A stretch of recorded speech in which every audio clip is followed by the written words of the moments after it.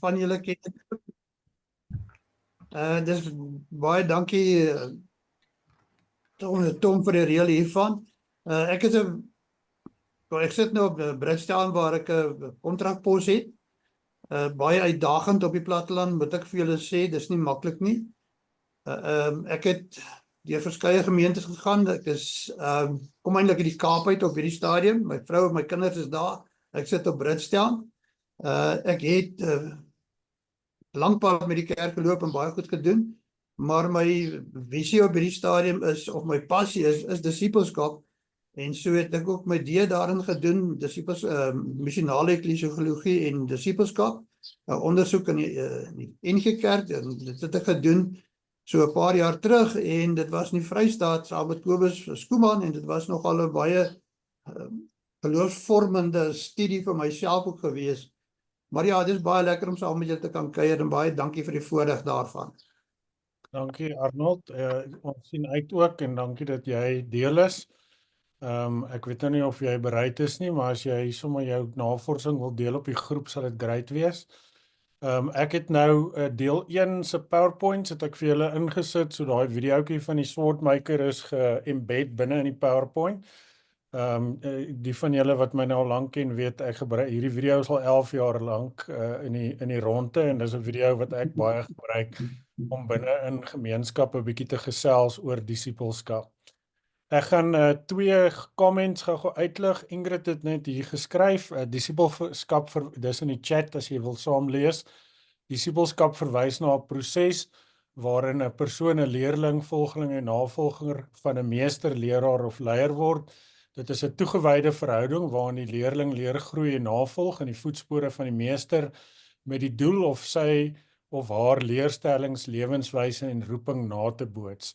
Disippelskap behels 'n verhouding van mentorship, onderrig en begeleiding waar die leerling stelselmatig gevorm en toegerus word om die kennis, vaardighede en karaktereienskappe van die meester te verwerf en in die praktyk toe te pas. Dis 'n proses van geestelike groei, transformasie en diens wat 'n lewenslange verhouding van leer en groei tussen die meester en leerling impliseer. So Ingrid, ek hou baie daarvan.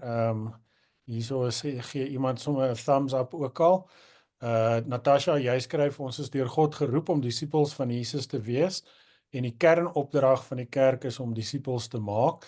Die mees fundamentele vraag is dus, wat is 'n disipel van Jesus? 'n Disipel van Jesus is iemand wat Jesus volg, deur Jesus verander word en verbind is tot die sending van Jesus. Ons vind Markus 1:17 en Matteus 4:19, 'n nuttige vers wat kan dien as 'n nuttige raamwerk waarom ons die leerstellings van die Nuwe Testament kan plaas oor wat dit beteken om 'n disipel te wees. En Jesus sê vir hulle, volg my en ek sal julle vissers maak van mense. Ons is die liggaam van Christus en God is die hoof. Dit beteken soveel meer as wat ons besef, en ons is elkeen so belangrik vir die liggaam, meer as wat ons besef. So dankie vir daai 2 stukkies julle verryk ons leergemeenskap, en ek is baie dankbaar daarvoor. Ons gesels, net om weer recap te doen, geestelike vorming, of geloofsvorming, spiritual discipline. Ons het nodig om daai definisie te grond binne in die initiëring van die drie-enige God, Vader, Seun en Gees, wat ons individueel en saam vorm om deel te wees van die sending van God, of ek hou daarvan om sommer te praat van die avontuur van God, en elke mens word ingenooi in daai vorming in. Ons het net voordat ons 'n break gevat het, bietjie gepraat oor wat dit beteken om die identiteit van disipel binne in die gemeentes waar ons bedien te herwin. Nou ek gaan bietjie aanhaal uit 'n artikel, dit is die artikel wat binne in geroep gevorm gestuur is. Het ek hierdie klein definisietjie wat net sê dat missionale disipelskap, wat natuurlik nou, dat ek net gou kyk, skus, ek is nou ver vooruit, dat ek net gou hier gaan. Wanneer ons oor Christenformasie dink en gesels, is die term disciples of volgelinge van Jesus van kardinale belang. En dit is noodsaaklik om hierdie identiteit in die taalhuis van ons gemeentes te vestig. 'n taalhuis gee vir lidmate 'n gedeelde woordeskat oor wat ons bedoel wanneer ons oor 'n spesifieke konsep gesels. Hierdie artikel lê in die folder wat ek gedeel het. So ek wil gou ietsie sê oor taalhuis. Taalhuis is ietsie wat Heidegger baie oor gepraat het, die filosoof. My doktervader Nelis Niemand het my bekend gestel daarin en waar dit gaan is dat wanneer ons in gemeentes werk, is dit baie belangrik om gemeentelede bekend te stel aan die verbeeldingsveld en taal wat in die Nuwe Testament gebruik word. En omdat disippelskap so ongelooflike oorweldigende identiteitsmerker vir die disippels was, is wat ek neer wil sit vir ons as ons dink oor geloofsvorming in 'n gemeente, dat ons daai identiteit baie sterk herwin. Nou, ek het die laaste 20 jaar spandeer en Arnold sit nou ook hier en ek meen julle as gemeentepredikante doen dit ook. Ek weet die van julle wat in die geloofsreis is, saam met Gys nou al oor jare werk ook diep in hierdie identiteit van 'n disipel. Ek vind tog dat daar baie weerstand is en daai weerstand in die taalhuis moet afgebreek word en gereconfigure word om gemeentelede te help om hierdie identiteit te kan ontvang. Ek gaan net ietsie aanhaal, hierdie kom uit die kerkbode uit, wat ek in my voorbereiding gekry het, artikel oor disipelskap, waar een van ons kollegas skryf, selfs as 'n predikant met teologiese grade en baie preke agter my, wil ek nie daardie titel, dis nou die titel van disipel vir myself toeëien nie. Ek weet nog nie genoeg nie, ek het nog nie genoeg gedoen nie, daar is altyd nog iets wat kort. Ek voel nie soos 'n disipel nie. Nou, ek gaan ons bietjie in groepies ingooi, ons gaan die groep 'n bietjie groter maak, en die vraag wat ons in die groep gaan bespreek, is hoekom sukkel ons so met die term disipel? En ek gaan vra dat ons oor twee goed praat, gelink met hierdie vraag is, watter clues kry ons in daai video, wat ons kan help om te dink oor hierdie vraag. Ek gaan 'n lekker 15 minute vir hierdie gesprek gee, so time julleself. Ek gaan, jy weet die groepies, ons is 22 tans in die chat, so ek gaan miskien groepies van 3 maak, so dan het ons lekker elkeen 15 minute. Ek wil nou hier weer 'n baie groot vertoë maak, dat ons praat oor ons eie local konteks. En dan is daar nou van julle is wat nie tans in 'n gemeente is nie, praat oor jou eie lewe as 'n disipel, dis natuurlik 'n goeie vertrekplek. So ons probeer wegkom van veralgemenings. So ons praat oor Bospoort en Fontainebleau Gemeenskapskerk en Swart Riggens en jy weet Springs en Mpumalanga, waar is jy nou weer Ingrid, Hazy View, né? Ons praat oor ons genuine gemeentes en gesels oor, jy weet, wat is die uitdaging van hierdie identiteit van disipel, maar dan ook, wat is die clue vanuit hierdie video wat ons gekyk het, en natuurlik ander tekste wat ons kan help. Ek wil twee goed net in die chat ingooi, voordat ons wegbreek. Stefan van Tonner sê, ons kan slegs effektiewe en verantwoordelike disipels wees wanneer ons kyk soos wat ons mentor en leraar en meester kyk. Jesus het sy disipels genooi na 'n plek op die berg, sodat hulle kan sien hoe hulle meester kyk, en waarna hy kyk, 'n berg wat uitkyk op Galilea, die plek van die heidene. Dankie daarvoor Stefan, die woord wat by the way vanoggend vir my uitgestaan het, was die woord kyk, wat baie keer in ons Nuwe Testament vertalings uitvertaal was, en terug is in die 2020, so ek hou van hoe jy daai perspektief insit. Arnold het in die WhatsApp groep gesit, disipelskap is die proses waar 'n disipel onder leiding van die Heilige Gees met iemand in 'n verhouding tree, om die persoon deur mentorskap tot totale oorgawe te begelei, om in volle gehoorsaamheid aan die Triniteit binne die wil en genade van God te help op 'n lewenslange geloofsreis van transformasie as diensknegt van Jesus Christus. Dit gebeur saam met 'n geloofsgemeenskap, waar tydens die persoon deur die Heilige Gees en mentorskap geestelik tot Christelik Christ-likeness getransformeer word, vir deelname aan die Missio Trinitatis en om deur getuienis en mentorskap ander as disippels op te lei. So lekker breedvoerige en goeie verduideliking. Ek breek ons nou op julle, ons gaan so 15 minute vat. Ek stel net gou die groepie op. Ek maak ons groepie dat hy 16 minute is, omdat ons so 'n bietjie meer tyd nodig het. Ek recreate gou hierso, dat ek net gou kyk hierso. Moerie, jy tik daar vir 'n faling. So hard dat die mikrofoon van Zoom tel jou op as die active speaker.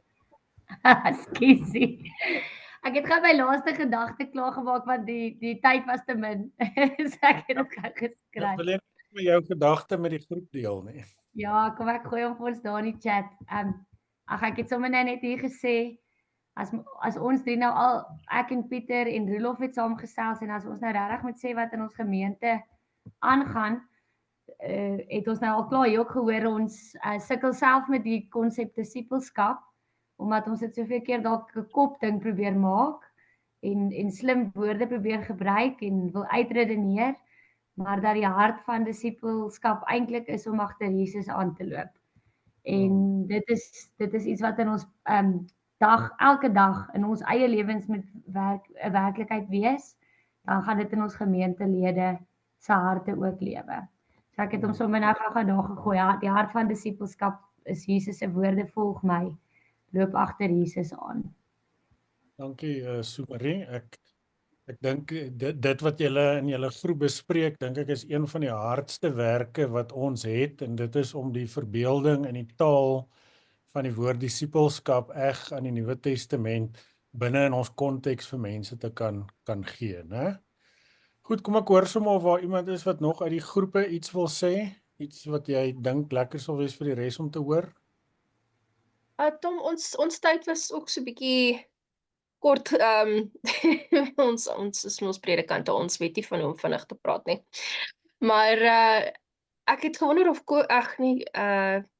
of Philip dalk sy gedagtes sal wil klaarmaak vir ons, want teen die tyd wat ek en Johan klaar gepraat het Philip nog nie kans gekry nie. So ek weet nie of hy praaggeleentheid sal wil hê nie. Dankie Lisa, jy's so nice. Philip, sy nooi jou uit om nou sommer vir ons almal te vertel, so ons hoor graag. Ek sal maar reageer op haar uitnodig.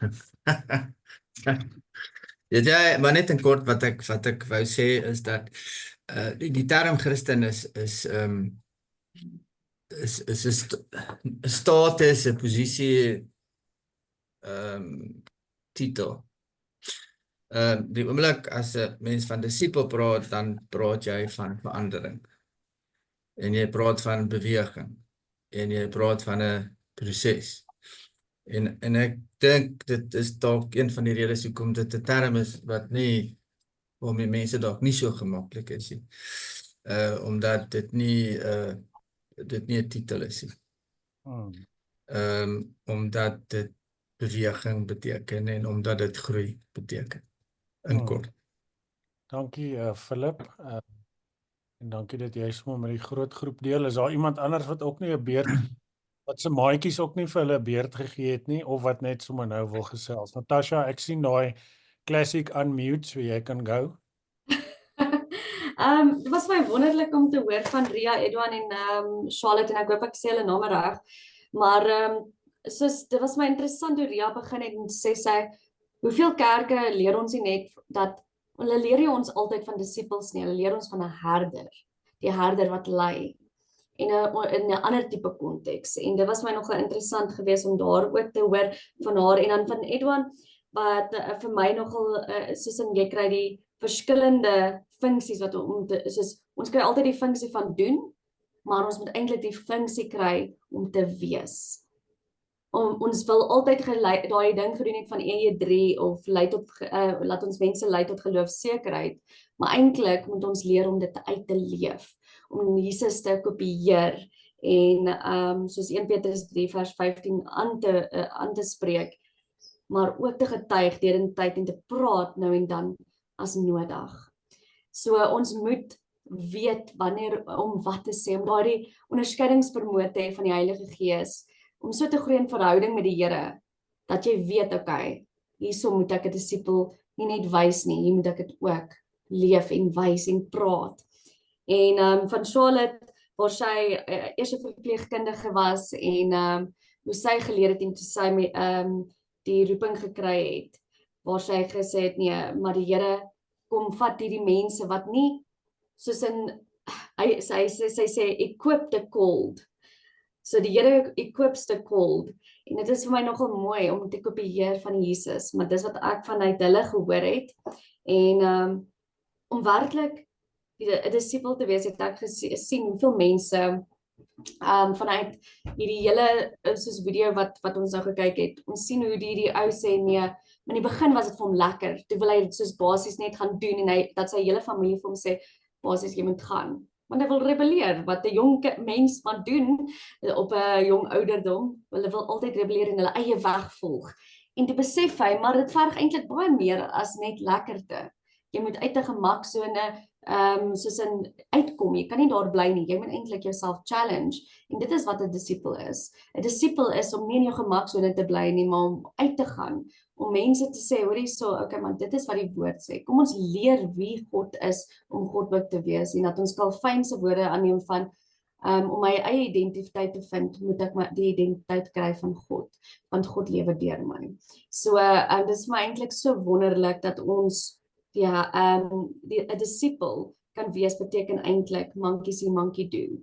Soos 'n kind, soos om te sê, okay, ek wil Jesus leef.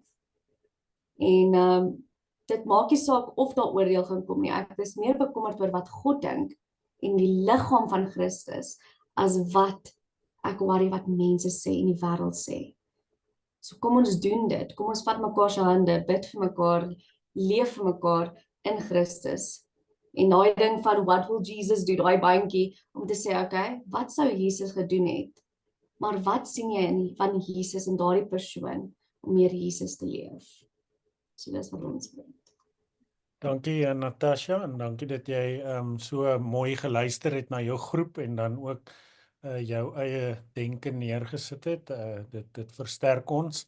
Terwyl jy gepraat het, ek het dit sommer nou in die chat ook gesit, kom die teks van Lukas 14 net by my op, in daai video, dat wanneer jy disipelvorming doen, en as 'n disipel begin leef, is daar 'n shift of allegiance, daar's iets wat plaasvind, so iets wat my ook net opgeval het van die video is, jy weet, hoe hy die passie wil oordra, jy weet, en disipels waak wat beter is as hy self, en dan daai gedeelte oor, he doesn't want the tradition to wear thin, jy weet, dat partymal wat ons kort baie. Goed, wil iemand nog ietsie sê, net oor julle gesprek, en dit wat julle saam ontdek het?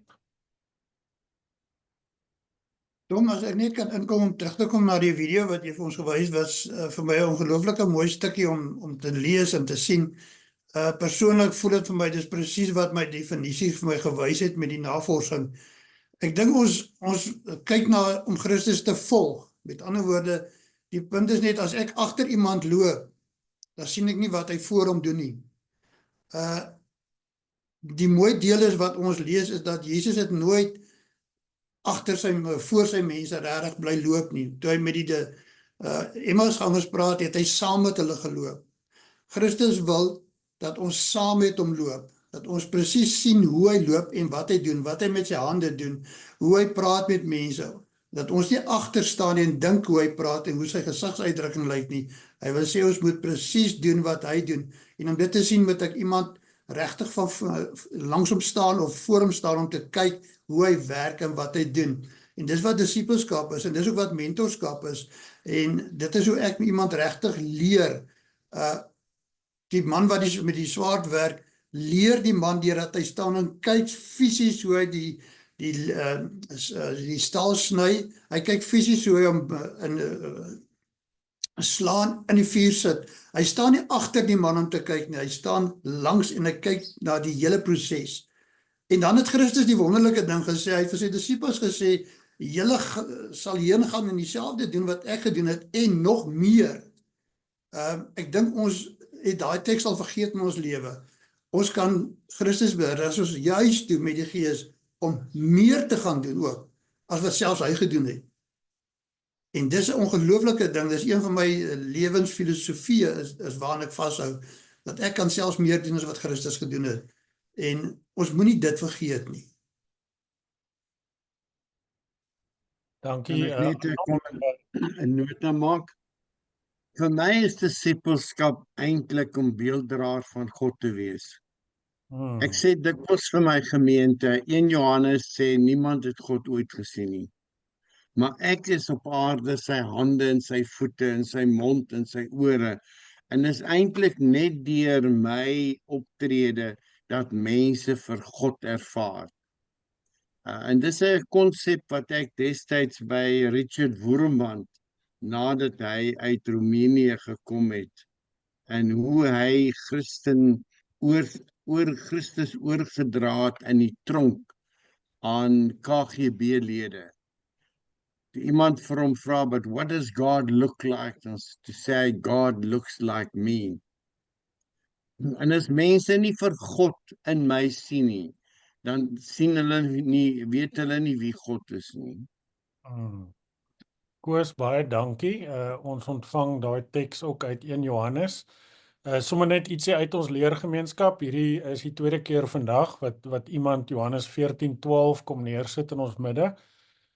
So as 'n leergemeenskap dink ek is dit iets waarop ons attent kan wees. Arnold sit neer, jy weet wat vroeër in ons gesprek deur Dawie ook neergesit is. Dit verseker ek julle wie in my glo sal ook die dinge doen wat ek doen, en hy sal nou groter dinge doen as dit doen, omdat ek na die Vader toe gaan. So, jy weet, ons luister ook. Koos, dankie vir daai Imago Dei, wat 'n groot deel is van wat dit beteken vir ons om beelddraers te wees, wat ook deel is van ons disippelskap reis. Ek gaan ietsie opsit hier en dan gaan ek ons uitnooi 'n bietjie verder te gesels, want die toe-eiening van wat dit beteken om die identiteit, en hier wil ek aansluit by wat ek hoor Edwan ook in die groep gesê het, en dit haak so 'n bietjie met wat Philip ook gesê het, is dat disippelskap het definitief hierdie bewegings element aan dit. Maar mense soos Dallas Willard sal sê dat die mees omvattende identiteit wat ons wese kan beskryf, is disipel.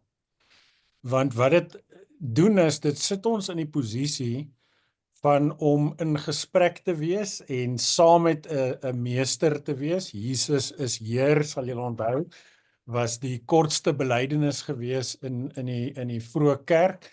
So dit sit my in hierdie verhoudelike posisie, maar dit sit my ook in die verhoudelike posisie waar ek nie alleen is nie. My vriend Trevor sê altyd, one of the disappointments of most disciples is that when God calls them and says, "Come, be my disciple," to their shock, they look to the left and right and see that they are not alone. So God kies nie net my as 'n disipel nie. Hy het ook hierdie multikulturele, multidenominasionele, binne in geslaggroep mense wat bykom. Nou, wat ek nou gaan deel is, vanuit my navorsing, en ek dink julle groepe sal goed kan bysit, so julle gaan my ook help om my navorsing bietjie te verdig en dieper te maak. Hoekom sukkel gemeentelede so met die term disipel? Ja, daar kort 'n S. Hoekom sukkel ons so met die term disipel? Die eerste ene wat ek net op die tafel wil sit, is die hele skuif weg van Christendom binne in ons Afrikanerdom. Nou kom ek verduidelik gou hierdie. Ek het gisteraand met die ring van Pretoria Oos gepraat. Toe vertel ek hulle, toe ek hier in die laat 80s deur die skool is, het my pa, wat op daai stadium 'n agnostisie was, vir my gesê, daar's 3 goed wat ek moet doen. Ek moet my matrieksertifikaat kry, ek moet leer 'n kar bestuur, en ek moet belydenis van geloof aflê, want as ek dit doen, dan kry ek akses tot die Afrikanerdom. En ek dink meeste van ons weet dat ons het nie meer daai nie. So die idee dat jy eintlik nou jouself vrywillig deel maak van 'n groep gelowiges is baie nader aan die skuif na om 'n leerling van Jesus te wees, omdat die Christendom en die Afrikanerdom se goeters nie meer so verweef is. Die tweede rede wat ek op die tafel wil sit is, dis moeilik vir mense om 'n disipel te wees, en Philip, jy het dit mooi uitgelig, omdat dit loodreg teen 'n verbruikerskultuur is. So, jy weet, daar's 'n mooi artikel wat Dorette onderhoud gevoer het met Arnold, wat nou hier saam met ons in die leergemeenskap is, waar hy die term gebruik van lazy boy Christenskap. Jy weet dat ons in 'n baie groot sin baie keer te doen het met 'n Christenskap wat eintlik Christenskap begin 'n sinoniem maak het met om amper TED Talks te kyk. Jy weet, jy kom verbruik die dominee of die musiek, en dit maak dat mense sukkel met daai skuif. 'n Derde ene is dat daar is hierdie idee dat disipelskap kan lei na 'n vorm van pietisme wat in verdienste ingaan. Ek kan onthou 'n hele paar jaar gelede was ek in 'n ring betrokke waar ons gepraat het oor geloofsvorming, en toe ons by die disipelskap deel kom, toe sê 'n klomp mense, ja, met jou, jy moet daarom nou verskriklik oppas dat jy nie nou net weer in werke ingaan nie. Ons wil nie genade verdien nie. So mense sukkel, dit is amper asof hulle op 'n plek kom waar hulle, hier's nog ietsie, dink die disipels is die groot Christene, of soos die rekkies, jy weet, daar's gewone Christene, en dan staan nou hierdie special forces. Nog 'n rede is, ek dink dat in baie gevalle is disipelskap gereduseer tot kursusse en programme. So, mense sal dink, om 'n disipel te wees, moet ek een of ander 40 dae kursus gedoen het, en as ek dit nou gedoen het, dan is ek klaar. So die idee dat dit 'n identiteit is wat 'n lewenslange reis is, ek dink dit staan nou hierso in ons chat ook, jy weet, ek dink Sumeri, jy het dit daar ingesit, of Jorina, ek kan nou nie onthou nie, dat jy weet, die idee van disipelskap is, hier is nie iets waar jy uit 'n diploma kry en dan is jy klaar nie. Jy's 'n disipel vir die res van jou lewe. So dit gaan saam met hierdie ene, is dat ons is ongelukkig in 'n stelsel waar ons kategese, wat natuurlik 'n woord is wat uit die kategeminaat uitkom, wat gaan oor die ego wat ek hoor en dan self dit kan praat, het vir baie mense 'n eindpunt. Jy weet, so ons is in die gereformeerde tradisie ongelukkig in 'n plek waar as jy vir mense vra wie moet kategese kry, dan is dit gewoonlik net die kinders tot en met belydenisaflegging. En dan hier's 'n groot ene, dat die woord in die term disipelskap is nie eintlik in die gereformeerde belydenisskrifte as 'n term nie. En daar is 'n baie ryk stuk navorsing, dink ek, wat nog gedoen kan word, is dat binne in ons gereformeerde tradisie is dit regtig 'n term wat nog herontdek word. En so hierdie aspekte, dink ek, is alles goeters wat ons moet oorkom wanneer ons in geloofsgemeenskappe hierdie identiteit begin vestig, wat ek dink, soos ek nou gesê het, in die Wêreldraad van Kerke en in 'n klomp plekke 'n herontdekking is. Ek sien nou hier, dit is Sumeri, nee, wie het dit gesê? Dit was jy, Jorina, wat gesê het, ek wil graag by Philip se gedagte aansluit. Ek dink ook 'n uitdaging van disipel wees is dat daar geen eindpunt daarin is nie. Ek's nooit klaar met disipel wees nie. Nou, daar's nog 'n klomp redes. Ek sal ene bysit wat ek nou onlangs baie diep oor dink. En dit is dat in 'n kultuur waar ons sukkel om vulnerable te wees, beteken disipelskap dat ek my vulnerability echt moet kan vir mense wys, want as ek 'n leerling is, net soos met enige vaardigheid wat jy inleer, gaan jy jou naam gat maak elke nou en dan. Jy gaan foute maak, né? So die reis van disipelskap is nie 'n reis van perfeksie nie. Ons sou nie die Nuwe Testament geskrifte oor Jesus en sy disipels gehad het, jy weet, as die disipels nie foute gemaak het nie. So een van die goed wat ek dink, as ons nou weer teruggaan na die term wat ek by Nelis en by Heidegger geleer het, net weer vashou, as ons dink aan die taalhuis, is een van die belangrikste goed dat ons in ons gemeentes werk aan 'n taalhuis wat al hierdie objections wat mense het teen disipelskap op 'n doodgewone vlak kan hanteer. So hierso is een storie wat my help. En dit kom uit ons huisgesinheid en ek vertel hierdie storie wydensyd want ek dink dit het my gehelp en dit help in ons gemeente nou al vir 'n hele ruk vir mense om te verstaan wat beteken disippelskap. Die storie gaan so. My laaitie is nou in graad 11, maar toe hy 6 jaar oud was, toe het ek hom geleer een vakansie by Belito, het hy gesien hoe bounce ek klippies op die water. En ek dink almal van julle het dit al gedoen of probeer doen. Dit is 'n baie lekker aktiwiteit. Ja, en hy kyk so vir my en hy sê vir my, "Wow, dit is cool." So hy sit my dadelik as sy pa in die posisie van leermeester. Hy sê vir my, "Leer my om hierdie te doen." En ek leer toe vir hom hoe om die klippie te kies. Jy moet 'n plat klippie kies. Ek wys vir hom presies hoe moet die helling van jou gewrig wees wanneer jy die klippie laat bons op die water. Ek wys vir hom, jy weet, wat die aksie is met die arm. En Liam begin te oefen daai vakansie, hoe om klippies te gooi. En net soos enige leerproses, ek dink van ons verskans dit net so bietjie beter, raak Liam al hoe meer gefrustreerd, hoe minder hy dit reg kry. Jy weet, hy stamp sy voete en jy weet, hy raak op 'n stadium soms 'n bietjie depressief en hartseer en dis moeilik en dan, jy weet, wys ek hom weer en hy's terug in die game. En seker so 'n week in die vakansie stap ons weer so by die strand en ek hoor net hierdie kind van my is verskriklik opgewonde. Hy sê, "Pappa, ek het dit reg gekry." Maar my rug was gedraai na hom toe. So hy sê toe vir my, "Check my uit, ek gaan vir jou weer wys." En hy vat daai klippie en hy, jy weet, het die regte tipe klippie, sy gewrig is op die regte angle. Hy gooi daai klippie en daai klippie gaan net so. Donk, hy bounce nie een keer. En hierdie was die oomblik wat ek in my hele lewe nooit sal vergeet nie. Liam is nog altyd 'n kind wat emosioneel nogal ingedaal is. So hy sien toe dat ek is nou eintlik so half bietjie, jy weet, hartseer saam met hom. Hy kyk met sy oogies so op na my toe. Hy sê vir my hierdie woorde. Hy sê, "Toe maar pappa, ek leer nog." En op daai oomblik het ek binne in my kind se lewe een van die mooiste geskenke ontvang van wat 'n disipel se identiteit en se posture is. Toe maar pappa, ek leer nog.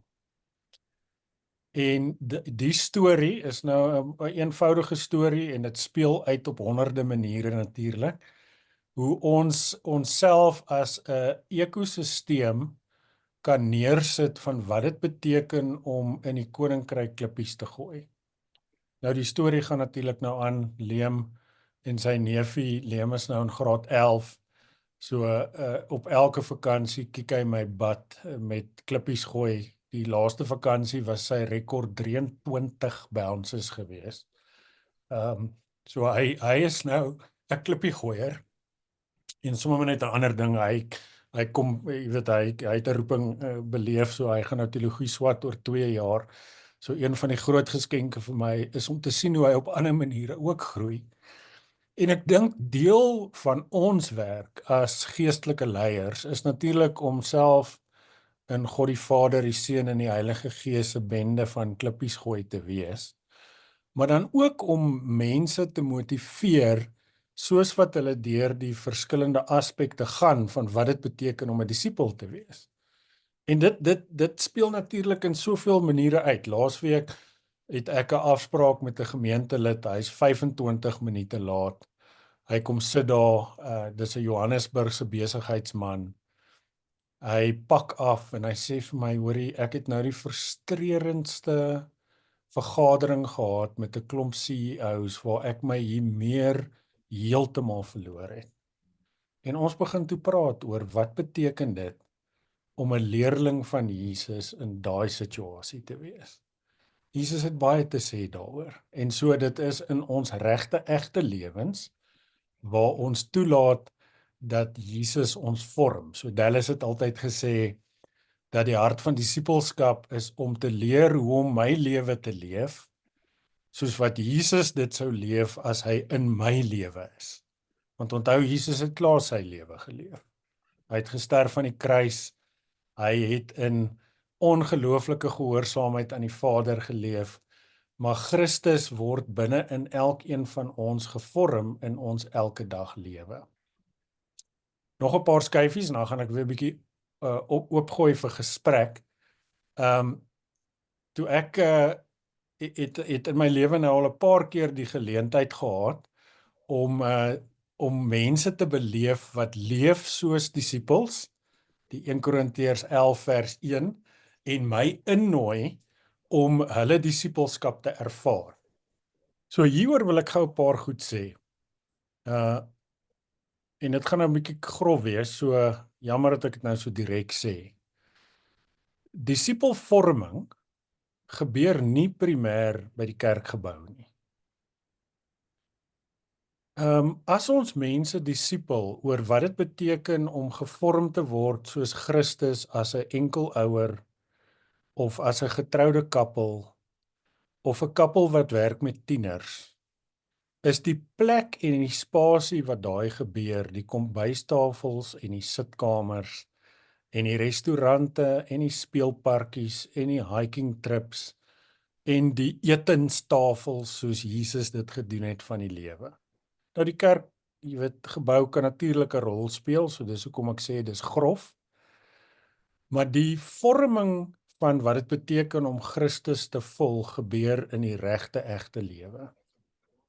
So ek gaan net een storie vertel van die geskenk wat ek hiermee ontvang het en wat ek en Lolly probeer aanpas nou aan ander mense. 'n Paar van julle ken hierdie storie. Toe ek in 2002 was ek op 'n baie slegte plek, 2001, 2002, oor wat dit beteken om in die bediening te wees. In daai stadium van my lewe het ek begin voel ek weet hoe om 'n kerk te bedryf, maar ek het my wortel in Christus verloor. Kolossense 2 vers 6. En in daai tyd het ek en Lolly baie radikale skuif gemaak. Ons het op daai stadium bedank as predikante in die plek waar ons bedien het. En die Here het ons deur 'n seisoen gevat waar ons eers ons eie vorming as disippels weer in die oog moes staar. En in daai tyd lees ek 'n boek wat 'n paar van julle al gelees het, Under the Unpredictable Plant van Eugene Peterson. En dit bou my om. Dit gaan oor die verhaal van Jona. En Eugene gesels oor die verskil tussen 'n roeping, 'n woord wat Charlotte nou 2 keer al in ons leergemeenskap vandag uitgebring het, 'n woord wat vir ons almal baie belangrik moet wees. Hy skryf oor die verskil tussen 'n vocation en 'n career. En in die boek skryf hy op 'n stadium dat hy elke brief beantwoord wat vir hom geskryf word. En op daai stadiums stort ek my hart uit in 'n brief en ek sê vir hom, jy weet waardeur ek gaan en ek het nodig om Christus weer die sentrale deel van my lewe te vat. En hoekom ek hierdie storie vertel is, hy modelleer toe vir my iets oor disippelskap. Hy ontvang toe die brief en hy bel my. Ons woon toe, is 3 jaar wat ons in Amerika was, ons was in Colorado, dus so 'n dag en 'n half se ry. Vir my was dit so belangrik om 'n geselsie met hom aan te knoop, en hierdie is 'n patroon in my lewe, is dat as jy wil hê iemand moet jou disipel, dan moet jy dit pursue met alles binne in jou. So ek het in my brief geskryf, luister, ek sal graag wil koffie drink, ek sal die dag en 'n half ry na jou toe in Montana. En los toe my nommer. Nou dis 'n lang storie wat baie goedjies en tierlantynkies het, wat ek nou nie wil alles oor vertel nie, maar hier's die kraks. Hy ontvang toe my brief en daar was iets binne in die brief en obviously sy gehoorsaamheid in die Here, waar hy toe sê, luister, ek het jou brief gelees, ek het 'n teenvoorstel, in plaas van dat jy 'n dag en 'n half ry en koffie kom drink by my publisher is in Colorado Springs, sal jy en Lolly dit oorweeg om julle huis oop te maak vir 2 aande, dan kom bly ons by julle voor die vergadering wat ons met ons publisher het. En ek sê toe vir hom, ek sal daaroor bid. Glad natuurlik nie, né? Ek het nie dit gesê nie. Natuurlik het ek gesê, just like, hier's 'n ou wat se skrywe my heeltemal omgebou het. Sy beweging na my toe is nie kom ons drink koffie nie. Sy beweging is, kan ek myself in jou spasie innooi? En dit het 'n vriendskap begin. Hulle het toe by ons gebly en ons was 'n hele paar keer by hulle huis in Montana. En wat ek daar geleer het is dat disipelvorming, en dit is nie net predikante teenoor predikante nie, dit is lidmate teenoor lidmate, dit is verskillende mense in 'n gemeente, is mense wat hulle lewens met mekaar begin deel. En so die idee binne in 'n gemeente en 'n gemeenskap is dat ons toelaat dat hierdie vorming, hierdie identiteit van wat dit beteken om 'n disipel te wees, uitkring in ons gewone lewe en met die mense saam met wie ons is. So deesdae kyk ek met die bril, want ek is nou besig om in my middeljare in te gaan. Wie is die 20-jariges? Wie is die tieners? Wie is die mense met wie ek 'n verhouding kan hê, waarin ons saam kan leer wat dit beteken om Jesus te volg in ons elke dag lewens. Nou sommer net een klein storie wat ek wil vertel. In een van hierdie kuiertjies met Eugene, Eugene se vrou se naam was Jan, jy spel dit soos ons Afrikaanse Jan, het hy eendag daar in Montana hierdie incredible gesprek met my en Lolly gehad, ek en Lolly en Eugene en Jan, waar hy my net gesê dat die verskil tussen disipelskap en universiteitsstudente is dat 'n student wil weet wat die leermeester weet, maar 'n disipel wil wees soos die leermeester is, of 'n disipel wil soos die leermeester word. En ek dink hierdie is iets wat baie belangrik is, een van julle het dit nou gesê, is dat disipelskap is nie net iets wat kognitief is nie. In die boek Om te word wie ons is, skryf Connie Burger 'n mooi hoofstuk oor wat ons nou eintlik wil hê in vorming. En een van die goeters is dat ons kennis, kopkennis, op die ouende beliggaamde kennis wil maak. En so deel van die vraag wat elkeen van ons in hierdie webinar kan vra is, wie is die mense wat my disipel, dan die mense wat my in my elke dag lewe help om Christus te volg. En dit hoef nie net predikante te wees nie, dis een van die geskenke, dink ek, wat Eugene my ook geleer het, is van die grootste mentors in sy lewe, is nie predikante nie. As ek nou so 'n bietjie nou huil, as ek nou dink in die laaste 9 jaar in my lewe, dan is een van die disipels wat my die diepste beïnvloed het, 'n oom Attie van Jaarsveld, wat hy en Tannie Ans sou hierdie jaar 70 jaar getroud gewees het. En oom Attie, hy was 'n bouer in Randburg, en hy het in die laaste 7 jaar vir my geleer wat beteken dit om Jesus hier in Johannesburg uit te leef in die gewone ritmes. En deel van ons lewens is om daai verhoudings te koester en seker te maak dat ons lewens diep in daai 'n tipe bewegings ingebou is. So oom Attie was 'n oom wat my liewer gemaak het vir Jesus. Hy het nog nooit Karel Barth gelees nie. Hy weet nie wie's David Bosch nie. Hy ken nie die nuutste lingo nie. Maar sy hande was vol van eelte en sy hart was vol van Jesus. En so deel van ons lewe is om daai groep mense in ons lewens te kan koester en te kan bou, né? Wat die mense is wat eerste vir ons saam met ons kan loop. Een van julle het dit so mooi gesê, want ons kan ook baie keer nie gee wat ons nie het nie, né? So nog 'n klein net 'n quote wat ek nou vir julle ook weer net in die groepie sal sit, is Scott McKnight. Ek dink Scott doen van die mooiste werk as 'n Nuwe Testament scholar oor disipelvorming. Hy skryf in een van sy essays, imitation of nabootsing in fact is the first principle in all forms of education. So ons kort in ons lewens die mense wat ons beïnvloed, maar dan kort ons ook die mense wat ons op die ou einde beïnvloed, né? En so die disipelvorming, hierdie identiteit, is ietsie wat ek net baie sterk in hierdie webinar wil neersit. Nou 2 laaste opmerkings en dan gaan ons 'n bietjie 'n oop chat hê tot 12:00 en dan gaan ek draf en die wat wil eet gaan eet en dan check ons mekaar weer 1:00. Dis interessant net dat julle weet dat die woord disipelskap is nou in die laaste 3 jaar, eintlik in die laaste 6 jaar vir die eerste keer in ons kerkorde ingesit. So die van julle wat nou die kerkorde al onder oë gehad het, wat 10 en almal van julle is, wat ons help om te dink oor ons werk as gemeentes, in artikel 9 wat gaan oor 'n leraar se verantwoordelikheid, is een van ons hoofverantwoordelikhede nou disipelskap. En dan die ander plek waar dit lê is in artikel 16 wat gaan oor die verantwoordelikhede van 'n ouderling.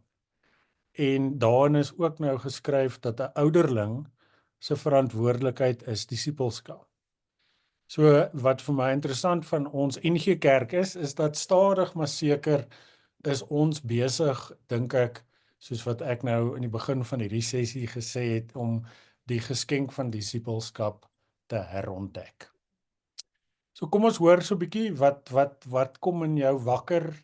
Dalk is daar iemand wat iets in die groot groep wil deel. Kom ons hoor, jy is welkom om jouself te unmute en te go.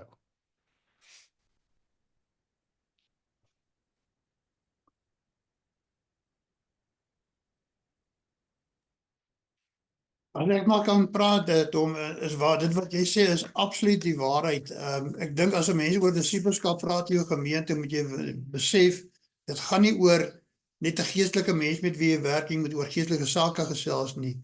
Dit gaan jy werk eintlik met 'n holistiese mens. Jy moet aan alles van hom of haar moet jy aandag gee. En so gee hulle ook, moet hulle ook aandag aan jou gee. Hoe meer jy insit in jou klein disipelskapgroepe, hoe meer sit hulle ook in jou in op die einde van die dag. Al is jy dalk die leier of al is jy die leerling. Dit is 'n beweging na alle kante toe, na mekaar toe binne daai verhouding. Dis nie 'n eensydige verhouding of 'n toerusting of wat jy dit ook al wil noem. Disipelskap is 'n ding wat wyd strek en wat baie diep gaan in ons hele menswese, sodat ons weer die mens kan wees wat God wil hê ons moet wees in ons volle werking as mens wees en as kind van God. Arnold, dankie. Daar's 2 goed wat ek wil uitlig wat jy sê, wat ek dink vreeslik belangrik is. Die eerste ene is dat disipelskap gaan nie oor 'n klein slice van my lewe, wat ons partymal dualisties as Afrikaners in baie gemeentes sal beskryf as my geestelike lewe nie, né? Dit gaan oor ons hele lewe. So hierdie is ook net 'n interessantheid dat wanneer ons die term geloofsvorming vat, en ek dink dan nog 'n beter Afrikaanse term sal wees geestelike vorming, dan is daai geestelike pneumatikos in die Nuwe Testament die gees wat ons vorm. En N.T. Wright het 'n beautiful artikel wat hy sê, jy kan eintlik daai term gebruik, die geesgedrewe lewe. So hoe lyk my geesgedrewe lewe as 'n Springbok supporter, as 'n werknemer, as 'n werkgewer, as 'n pa, as 'n ma, as 'n Lions supporter? Dit is ons hele lewe, né? So ek dink dit is belangrik. Dis die eerste ding wat ek wil net uitlig oor wat jy sê. Die tweede een wat net so geskenk is dat 'n disipelvormende kultuur is 'n kultuur waar almal van ons leer.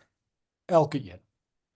So daai magsverhoudings, as jy nou Matteus 28 vat, alle mag is aan my gegee, sê Christus of Jesus, is ons word verenig onder Christus wat die koning is. Dis hoekom Jesus baie sterk goed sê, soos Matteus 23, moet dat niemand jou leermeester noem nie, want ons het een leermeester. Ons almal leer, né? En die mense wat in my lewe die beste belê het al in sulke disipelvormende verhoudings, Arnold, is presies soos jy sê, is mense wat my partymal sou ombou, soos, ja, ek wil nou nie eintlik hierdie vertel nie, maar kom ek vertel dit vir julle.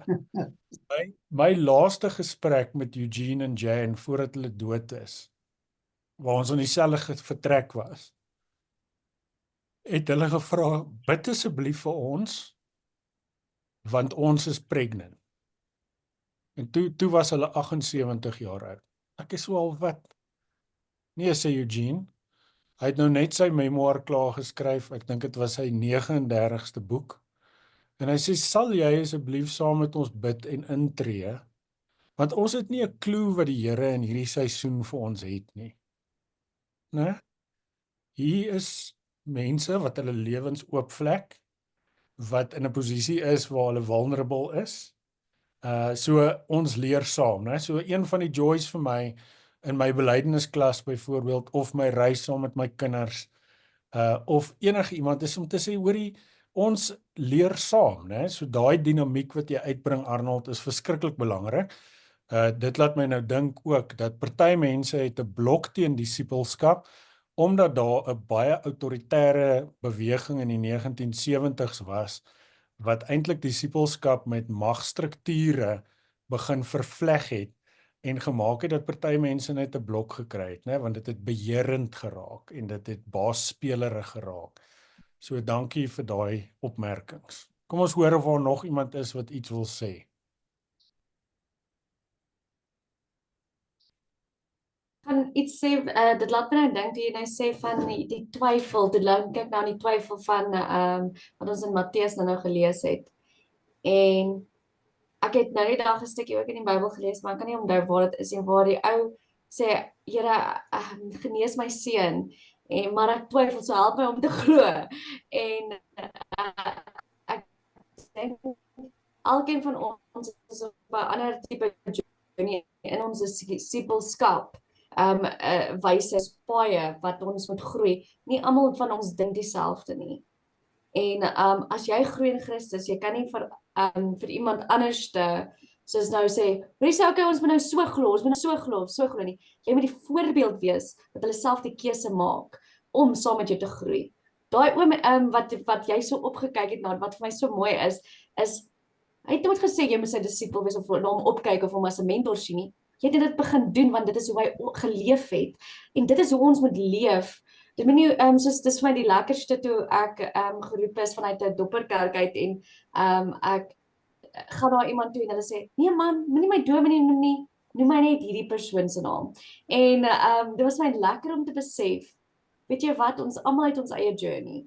Ons is almal disciples, maar God is die hoof en ons is die liggaam. En ons almal kort op. Ons almal kort iemand, selfs as mentor, selfs as 'n mentee, kort ons daai iemand wat net sê, weet jy wat, ek wil net iewers kan wees, waar ek as liggaam kan sê, ek wil vulnerable wees. Ek kan nie altyd alleen groei nie, ons kort mekaar se hulp om te groei as disciples. En maak nie saak of dit in die kerk is, of in die buitelug nie, ons moet vir mekaar daar wees, maar ons het nie meer daardie opening om net te wees nie. Soos altyd by alle plekke nie. En dis hoekom ons moet so die onderskeidings vermoë van die Heilige Gees so elke liewe dag vra om te groei, om vorentoe te gaan, om die regte mense, om Jesus in mense te sien. Daai van what will Jesus do, het ek nou ook in die groep gesê, maar wat sien ek van Jesus in daardie persoon? En hoe so ek dan teenoor Jesus opgetree het om ook Jesus te wys. Dit is soos wat ons nou sien, Sumarie het nou hierso ook opgesit, ek leer nog, ons leer saam. So ons leer elke liewe dag, dit is altyd 'n groeiproses. En as ons ooit sê ons het genoeg gegroei, dan het ons al klaar geval. Ons moet altyd oop wees om te groei en om uit daai gemaksone te gaan. My lesing is, of my wyse van die lewe is, die lewe is 'n avontuur. Dit klink mooi, nê? Wonderlik, maar in 'n avontuur moet jy partykeer val. Partykeer moet jy op 'n berg klim om eers die mooi te sien. Jy moet deur moeilike tye gaan om ook by die mooi tye te kom. En dit is soos byvoorbeeld ek het nou met Rachel gepraat wat ook op my eis was en sy is so 'n dierbare mens. en sy sê ook die lewe is vaar soos wat wyn gevorm is. Jy moet getrap word en gebreek word en dan in 'n fermenteringsstadium ingaan en dan kan jy eers soos in wyn word. En dit is vir my fantasties en mens leer dit deur al hierdie mense wat eintlik maar net in Christus 'n disipel wil wees en dit wil volg. Maak nie saak of ons dominees is of wie ook al ons is nie. Ons kan mense lei. En iemand het nou die dag vir my gesê, daardie tyd in die Bybelse tyd was daar nie iemand soos iemand wat op sosiale media gepost het nie. Daar was nie so iets soos daai tipe sosiale media soos vandag nie. Daar was nie hierdie sendingsgroepe of wat ook al gewees nie. Hulle was mense wat gestuur was, maar hulle was geroep en hulle het gevolg.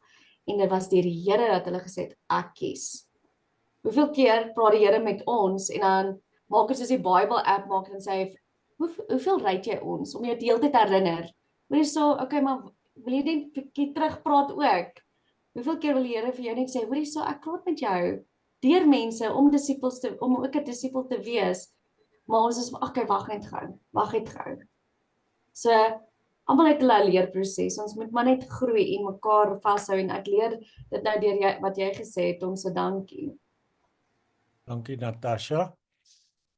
Sumarie, dankie vir jou comments ook hierso. Ek is nuuskierig oor wen of leer. Wil jy dalk gou soos Ek share gou. So ek wil sommer die eerste twee was jou woorde Tom wat ek sommer hier neergeskryf het. Jou storie oor jou seun, die ek leer nog en toe het jy nou 'n bietjie later ook gesê ons leer saam en dankie Natasha vir wat jy ook gedeel het. Ag en Tom, ek wil sommer ook dankie sê vir jou vulnerability. Jy het daai woord nou gebruik. Ek dink dit het ons aangeraak en die Here het dit gebruik. So nou deel ek sommer 'n storie wat ek nou by 'n ander ook 'n dominee gehoor het, Melanie, op ons geloofsreis. Sy het gedeel, sy is in Randfontein gemeente, haar seentjie by die skool, hulle skaak lese is nie wen of verloor nie, hulle lese is wen of leer. En dit is vir my ook net so 'n mooi manier om na die lewe te kyk, wat jy ook gesê het Natasha. Ek het 'n my quote vir die week wat ek neergeskryf het op 'n boekie is deur Jaco Strydom, die lewe maak jou bitter of beter, nê. Nee. So ook nie wen of verloor nie, ons moet daai perspektief begin inneem. En nou vat ons dit lekker saam met die hele idee dat disipelskap is 'n aanhoudende proses wat ek in my klein groep oor saam gepraat het, dat ons regtig sal aanhou leer en aanhou groei en nie sal dink dis ietsie wat klaar is nie. En dankie vir die geleentheid dat ons dit hier vandag kan hoor. Dankie Sumarie, wen of leer. Ek hou daarvan, sit sommer Jaco se quote ook vir ons op. Ek sit hom op. Sommer net 'n laaste gedagte, ek kry nou net, ek is nou 'n kind van die tegnologiese eeu, ons gemeenteraadsvoorsitter stuur nou net vir my 'n boodskap, gister het ons tieners ons erediens gelei. Hy sê asseblief, en toe sê nou 'n tiener se naam, dat ek hom gister verskriklik geniet het, veral toe hy die kindertjies gehelp en opgesaai het om die lied te sing. Dis so lekker om die Here te sien. Ek het in my jeugenis nog niemand opgesaai nie. Dit kom daarvan om voluit homself en gehoorsaam te wees. Wat 'n les was dit vir my. Dankie. Awesome. 'n mooi storie van hoe 'n gemeenteraadsvoorsitter 'n disipel is en hoe een van ons tieners hom gisteraand kon inspireer.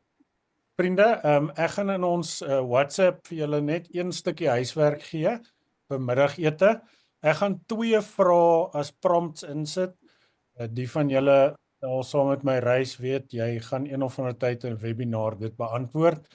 Die 2 vrae is, die eerste ene is fill in the dots. Dit het vir my vanoggend duideliker geword. En ek wil hê jy moet in die eerste persoon ek daarop reflekteer. Die tweede ene is ek wonder nog oor en probeer net daai 2 prompts in hierdie middagete beantwoord. Ons sien mekaar 1 uur.